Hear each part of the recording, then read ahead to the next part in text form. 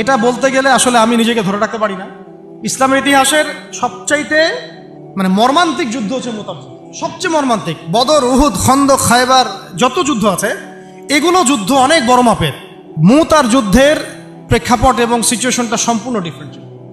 এখানে আপনাদেরকে আমি 3 জন শ্রেষ্ঠ বীরের মহাকাব্য শোনাচ্ছি। কয়জন? 3 জন শ্রেষ্ঠ বীর পুরুষের মহাকাব্য। নবী সাল্লাল্লাহু আলাইহি ওয়াসাল্লাম একজন সাহাবীকে পাঠালেন, তার নাম হচ্ছে হারিস বিন উবাইদা। কি নাম বলেন? হারিস বিন উবাইদা, তুমি এই চিঠিটা নিয়ে যাও। এটা তো মদিনা রাষ্ট্র কায়েম হওয়ার পরের কথা, একদম নবম হিজরতের 8ম বছরের দিকের কথা আর কি। তখন ততদিন হুদাইবিয়ার সন্ধিও হয়ে গেছে এবং কাজা উমরা আদায় হয়ে গেছে এবং খায়বার যুদ্ধ জয় হয়ে গেছে। খায়বারের পরের কথা এটা আর কি, যে হারিস বিন উবাইদা তুমি এই চিঠিটা নিয়ে যাও, ওই রোমকদের কাছে যাবা। তখন তো সুপার পাওয়ার 2টা, রোমানরা এবং পার্সিয়ানরা। তো এখনকার ওই যে এই কন্টিনেন্টের ন্যাটো আর ওই কন্টিনেন্টের চায়না রাশিয়ার মতো যেটা পারতেছে। তো সে গেল ওখানে।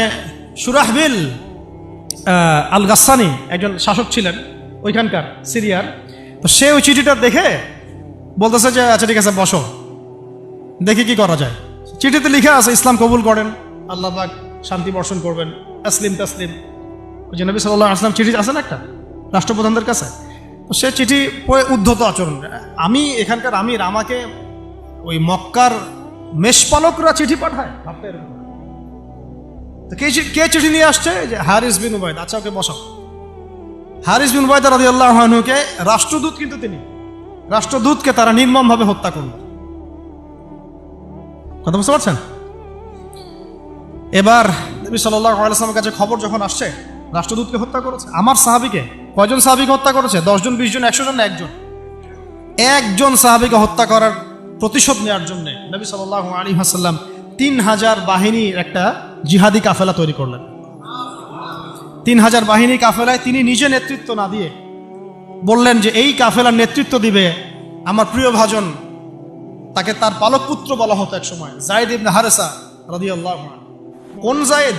তায়েফের সফরের সঙ্গী, তায়েফের সফরের একজন সাহাবী তার সাথে ছিল, তার নাম যায়েদ ইবনে হারেসা। যখন তায়েফবাসী নবীজিকে মারছিলেন, যায়েদ ইবনে হারেসা রাদিয়াল্লাহু আনহু তার বুক দিয়ে নবীকে জড়ায় ধরেছিলেন যে আমার গায়ে আঘাত লাগুক, তার গায়ে না লাগুক। এই সাহাবী যায়েদ ইবনে হারেসা রাদিয়াল্লাহু আনহু তাকে পতাকা দিয়ে বললেন, এই মোতার যুদ্ধের আমির হচ্ছে যায়েদ ইবনে হারেসা। যদি যায়েদ ইবনে হারেসা শহীদ হয় তাহলে পতাকা বহন করবে জাফর ইবনে আবি তালেব, আমার চাচাতো ভাই। কোন জাফর? যিনি আবিসিনিয়ায় গিয়েছিলেন মুসলিমদেরকে নিয়ে হিজরত করতে, মনে আছে? যিনি বাদশাহ নাজাশির সামনে কুরআন তেলাওয়াত করার, সূরা মারিয়াম তেলাওয়াত করার কারণে বাদশাহ নাজাশির চোখ দিয়ে দরদর করে পানি পড়তে শুরু করেছে। ওই বাদশাহ নাজাশিও পরে ইসলাম কবুল করেছে, আলহামদুলিল্লাহ। জাফর রাদিয়াল্লাহু আনহু পতাকা বহন করবে যদি যায়েদ ইবনে হারেসা শহীদ হয়। এরপরে যদি জাফরও শহীদ হয়, পতাকা বহন করবে আমার আরেক প্রিয় ভাজন সাহাবী আব্দুল্লাহ বিন রাওয়াহা রাদিয়াল্লাহু আনহু। আব্দুল্লাহ বিন রাওয়াহা রাদিয়াল্লাহু, যাকে যে কোনো মুহূর্তে যদি বলতেন ইসলাম নিয়ে একটা শের বলেন, একটা কবিতা বলেন, ইনস্ট্যান্ট তিনি শের বলে ফেলতে পারতেন। এত সুন্দর, এত উন্নত কাব্য প্রতিভা ছিল তার মধ্যে। এই নষ্ট সংস্কৃতি না, তাদের সংস্কৃতি ছিল একেবারে খাঁটি তাওহীদের সংস্কৃতি। এমনকি কাবা তাওয়াফ করছেন যিনি, তখন কাবা তাওয়াফ করছেন বিদায় কাজা উমরা আদায় করার সময় নবীর সামনে সামনে তিনি ঘুরছেন এবং আবৃত্তি করছিলেন একটা কবিতা কাফেরদেরকে আঘাত করার জন্য। এই কাফেররা, দেখো তোমরা যাকে বের করে দিয়েছিলে তিনি আজকে সসম্মান এখানে ঘুরতেছেন। ওমর রাদিয়াল্লাহু আনহু বলছিলেন যে কাবা তাওয়াফ করার সময় তুমি এগুলো বলছো? নবীজি বলেন ওকে ছেড়ে দাও, সে এমন বাক্য তিলাওয়াত করতেছে, এমন বাক্য সে চয়ন করেছে যেগুলো কাফেরের অন্তরে বর্ষার চাইতেও বেশি বিদ্ধ হচ্ছে, তাকে বলতে দাও। এই হলো আব্দুল্লাহ বিন রাওয়াহা রাদিয়াল্লাহু আনহু, নবীজির অত্যন্ত প্রিয় ভাজন সাহাবী। আব্দুল্লাহ বিন রাওয়াহা যদি শহীদ হয় তাহলে তোমরা তোমাদের মধ্য থেকে একজনকে আমির নিযুক্ত করে নিও।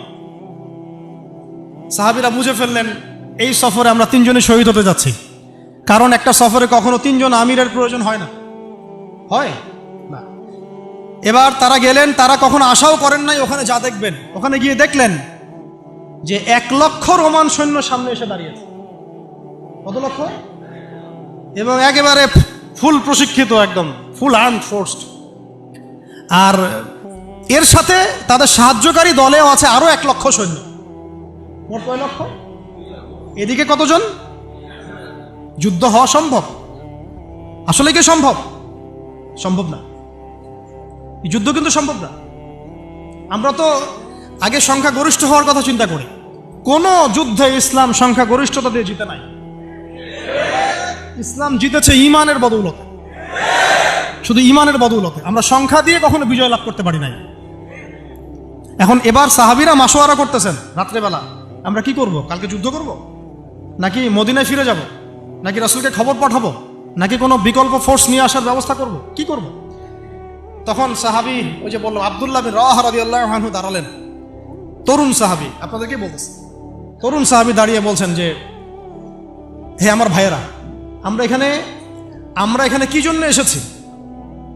হয় আমরা এই যুদ্ধ করব, শহীদ হব, না হলে আমরা গাজী হব। আর আপনারা যে বিষয়টাকে ভয় করছেন, আসলে কিন্তু আমরা সেটা পাওয়ার জন্যই এসেছি, তার নাম শাহাদা। আপনারা যেটাকে ভয় করছেন যে আমরা এখানে গেলে মারা যাব, ওটার জন্যই তো আমরা এত দূরে এসেছি। আমরা গাজী হই অথবা শহীদই হই, আমাদের জন্য আজর আল্লাহর কাছে লেখা থাকবে। তো তার এই মানে এমন ঈমানদীপ্ত ছিল ভাষণটা, আমি তো ওটা বলতে পারলাম না, আরবিতে তিনি বলেছেন। এতে মানে উৎফুল্ল হয়ে বা ইন্সপায়ার্ড হয়ে সাহাবীরা আর দ্বিতীয়বার ভাবলেন না, ঠিক আছে কালকে যুদ্ধ। এবার পরের দিন যুদ্ধ শুরু হল। এটা কি সম্ভব যুদ্ধ? প্রথমে যায়েদ ইবনে হারেসা রাদিয়াল্লাহু আনহু পতাকা নিয়ে ঘোড়া ছুটায় আগায় যাচ্ছেন, এবং একটা আঘাতও পিছন থেকে করার সাহস হচ্ছে না তাদের, সব আঘাত তারা সামন থেকে করছেন। এক পর্যায়ে যায়েদ রাদিয়াল্লাহু আনহুর এই মানে গায়ের মধ্যে তারা বর্ষা নিক্ষেপ করে। বর্ষা তো আগেকার বড় বড় বল্লম বর্ষা ছিল, এবং একটা বর্ষা তার গায়ে যখন লাগে তিনি পড়ে যান, এবং এই অবস্থা আস্তে আস্তে তার শাহাদত হয়। পতাকা পড়তে দেন নাই, পতাকা নিয়ে নিয়েছেন জাফর ইবনে আবি তালিব রাদিয়াল্লাহু আনহু হাতে, এবং জাফর রাদিয়াল্লাহু আনহু যুদ্ধ করতে থাকেন, এত বীর বিক্রমে যুদ্ধ করতে থাকেন যে এক পর্যায়ে তিনি তার নিজের কালো এবং লাল ডোরাকাটা ঘোড়া ছিল, সেই ঘোড়ার পা নিজেই কেটে ফেলেন, যে আমার যেন পালিয়ে যাওয়ার মন না উঠে, তারা যেন আমার ঘোড়া ইউজ করতে না পারে। সাহাবীরা বলছেন তার শাহাদাতের পরে তার বডির মধ্যে আমরা এরকম 50টা থেকে 60টা এরকম আঘাতের দাগ দেখেছি। একটাও দেহের পিছনে ছিল না, সব সামনে ছিল। যুদ্ধ করতে করতে এক পর্যায়ে তার ডান হাতটা কেটে পড়ে যায়। এরপরে তিনি বাম হাতে পতাকা উঠায় নেন, কাফেররা বাম হাতটাও কেটে ফেলে। এরপরে তিনি বুকের সাথে পতাকাটাকে এইভাবে জড়িয়ে রাখেন, বুকের সাথে পতাকাটাকে এইভাবে জড়িয়ে রাখেন, পতাকা পড়তে দেন নাই। একজন রোমান সৈন্য তাকে আঘাত করে এবং তার দেহটা দ্বিখণ্ডিত হয়ে যায়। এই খবর নবী সাল্লাল্লাহু আলাইহি ওয়াসাল্লাম ওই মদিনায় বসে বসেই পাচ্ছিলেন। তিনি বললেন, এই মাত্র যায়েদ শহীদ হলো, এই মাত্র জাফর শহীদ হলো। একটু তিনি কান্নার ভাব চলে আসলো। একটু পরে নবীজি হেসে দিলেন। সাহাবীরা বলছেন, আপনি হাসছেন কেন ইয়া রাসূলুল্লাহ? তিনি বলছেন যে জাফর এর ডান হাত প্রথমে কেটে গেছে, তারপর বাম হাত কেটে গেছে। আল্লাহ রাব্বুল আলামিন তাকে এই দুইটা কাটা হাতের বিনিময়ে জান্নাতে দুইটা বড় বড় পাখা দিয়েছে। এইটা দিয়ে তিনি জান্নাতে ঘুরে বেড়াচ্ছেন আর ফল খাচ্ছেন। তার নাম হয়ে গেল জাফর আত-তাইয়ার, জাফর আত-তাইয়ার, পাখাওয়ালা। এরপরে পতাকা হাতে নিলেন সেই আব্দুল্লাহ বিন রাওয়াহা রাদিয়াল্লাহু আনহু। তিনিও তো বীর বিক্রমে যুদ্ধ করতে লাগলেন। এক পর্যায়ে তিনি একটু কান্না করেছিলেন। সাহাবীরা বলছেন, আপনি কি ভয় কান্না করতেছেন? জি না, আমি ভয় কান্না করছি না, বরং কোরআনের একটা আয়াত আমার মাথায় আসছে বলে আমি কান্না করছি। সে আয়াতটা ছিল সূরা মারিয়ামের মধ্যে, ওয়া ইম মিনকুম ইল্লা ওয়ারিদুহা কানা আলা রাব্বিকা হাতমান মাকদিয়া, একটা আয়াত আছে কোরআনে সূরা মারিয়াম।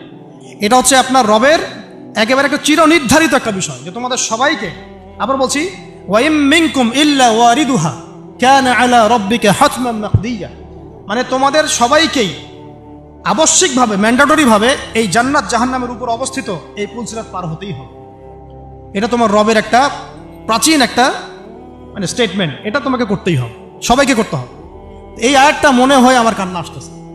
একজন তাকে একটা হাড্ডিওয়ালা গোশত এনে দিয়েছিল, তিনি সেই গোশতটা খাওয়ার জন্য চেষ্টা করছিলেন, পরে একটা কামড় দিয়ে ফেলে দিয়েছেন।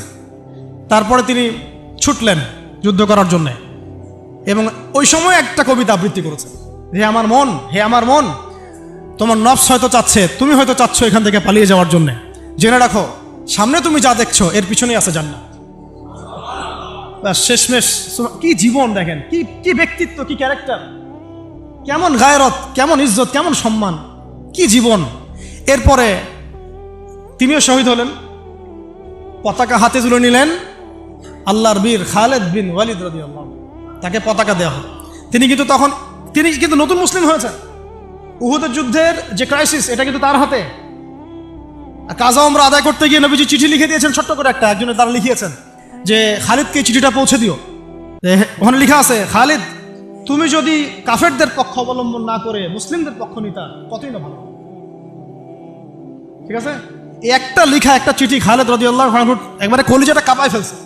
তিনি মক্কা থেকে মদিনায় গিয়ে নিজে ইসলাম কবুল করে আসছেন, এবং নবী সাল্লাল্লাহু আলাইহি ওয়াসাল্লাম তাকে কিন্তু আন্ডারস্টিমেট করেন নাই।